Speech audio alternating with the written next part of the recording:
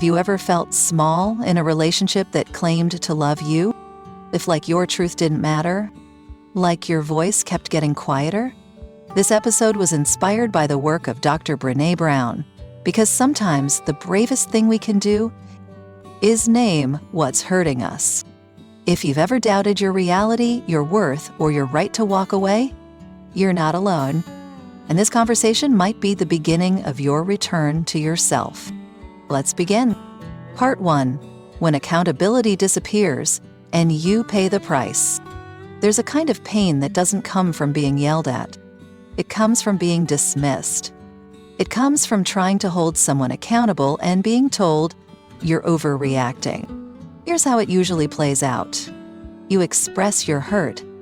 You try to share what you're feeling. And instead of being met with understanding, you get deflected. They say, I didn't do that. You're making things up. You're too emotional. And in those moments, what hurts more than the original wound is realizing that the person who hurt you can't or won't see it. Brené Brown calls this kind of moment a shame spiral. You're left holding the pain and the responsibility for fixing it while they walk away untouched. But here's the truth. Healthy love owns its impact. It doesn't wait to be caught. It comes forward. It says, I didn't mean to hurt you, but I see that I did. I want to make it right. If someone refuses to be responsible for the harm they cause, you'll spend your life carrying bags that were never yours to begin with. And friend, you deserve to be loved by someone who puts those bags down with you, not someone who blames you for carrying them. Part 2. When love sounds like guilt and feels like fear. Have you ever felt guilty for needing space? Have you ever been made to feel selfish for setting boundaries? This is what emotional manipulation through guilt and fear looks like, and it's so subtle, so slow, that we often don't realize we've been caught in it until it's too late. They say, I just care more than you. After all I've done for you, if you really loved me, you wouldn't act like this. And you start twisting yourself in knots trying to prove you're good enough, loving enough, grateful enough. But here's the thing. Real love doesn't use your empathy as a leash. Fear should not be the currency of your connection. And if you have to betray yourself in order to belong, it's not belonging, it's survival. Brené says, daring to set boundaries is about having the courage to love ourselves, even when we risk disappointing others. You are allowed to say no. You are allowed to take up space. And you are absolutely allowed to choose peace over performance. Part 3. Gaslighting. The war on your inner knowing. Let's talk about gaslighting. Not the buzzword, but the actual lived experience of emotional erasure. It happens like this. You bring up something real, something that hurt, and they reply, that never happened. You're imagining things. You always blow everything out of proportion. And suddenly, the issue is no longer what they did. It's about whether you're even qualified to feel the way you do. That's the danger. Gaslighting doesn't just mess with your memories, it messes with your identity. It's not about disagreement, it's about disorientation. And it's deeply isolating. But I want you to know something very clearly. You are not crazy. You are being conditioned to question your truth. And the only antidote to this kind of manipulation is connection. To yourself and to people who help you remember who you are when you've forgotten. You deserve relationships that validate your voice, not erase it. Part 4. When kindness is just a mask for control. Here's where it gets confusing. Not all harm looks like anger.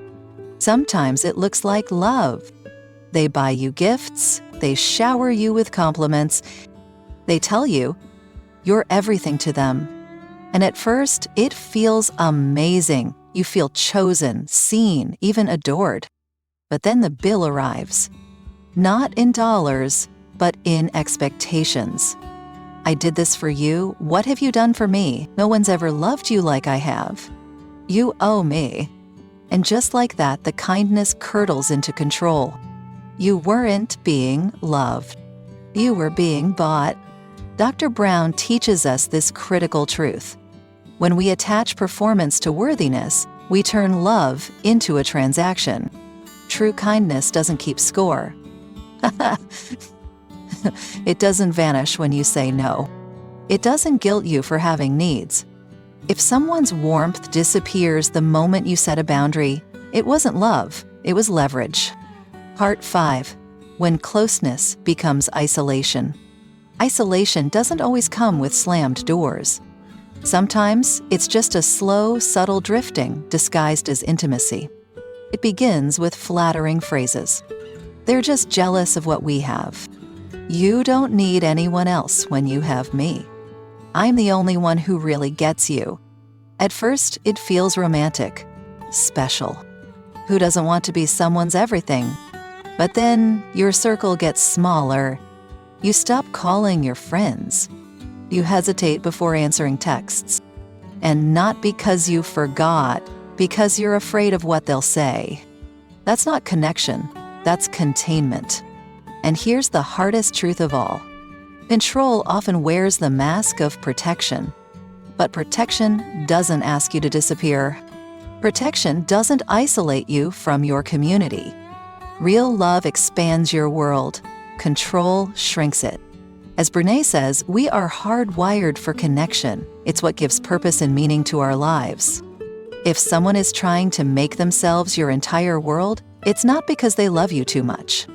It's because they need to be the only voice you hear. And when someone becomes your only mirror, your reflection starts to distort. Part 6. When empathy is performed, not felt. Here's something we don't talk about enough. Some of the most dangerous people know how to fake empathy. They've watched. They've listened. They've studied what care looks like. And when they sense you pulling away, they perform. They cry. They say the exact right words. They may even promise to go to therapy. And for a moment, you think maybe they've changed. But the moment passes, and nothing changes. Because it wasn't a transformation. It was a tactic. Let me say this again. Real empathy leads to real change. Fake empathy resets the cycle. You deserve more than tearful apologies followed by repeated patterns. You deserve consistency, safety, growth. You don't need someone who says, "I hear you." You need someone who shows they hear you by how they show up when no one's watching. As Brené puts it, empathy is not connecting to an experience, it's connecting to the emotions that underpin an experience. If someone can only show up when it serves them, if they disappear when you're quiet, hurting, or not performing, then what you're experiencing it's a strategy, and you are not made to beg for care. Part 7. When you're treated like a tool, not a human being. This is the final and maybe the most painful pattern. They don't see you. Not really. They see what you do for them, how you make them look, how you make them feel. You're not a person to them. You're a utility. You say no, suddenly you're difficult. You express a boundary, now you're too much. And the moment you stop being useful, you're discarded. But let me tell you something, as clearly as I can. You are not a tool, you are not a transaction, you are not a role to be filled or a problem to be solved. You are a whole, irreplaceable, luminous human being. Brené Brown says it best. You are imperfect, you are wired for struggle, but you are worthy of love and belonging. So if someone only values you when you're agreeable, when you're compliant, that is not love. That is conditional access. And you don't need to earn love by becoming smaller. Love isn't something you win by disappearing. It's something you deserve by simply existing. If you're still here, thank you. I know this wasn't like, but I also know it might have been the first time you heard someone describe what you've been feeling all along. Let me say this with every ounce of empathy I have. You are not crazy. You are not dramatic. You are not too sensitive. You are finally beginning to name the ways your voice was silenced, your soul was ignored, and your boundaries were crossed. And that takes courage. Brené teaches us that vulnerability is not weakness. It's the bravest thing we'll ever do. So if something in this episode stirred something in you, a memory, a decision, a quiet whisper of truth, don't ignore it. You are not alone, and you don't have to figure it all out today. You just have to begin by trusting you again. You deserve love that doesn't need to manipulate you.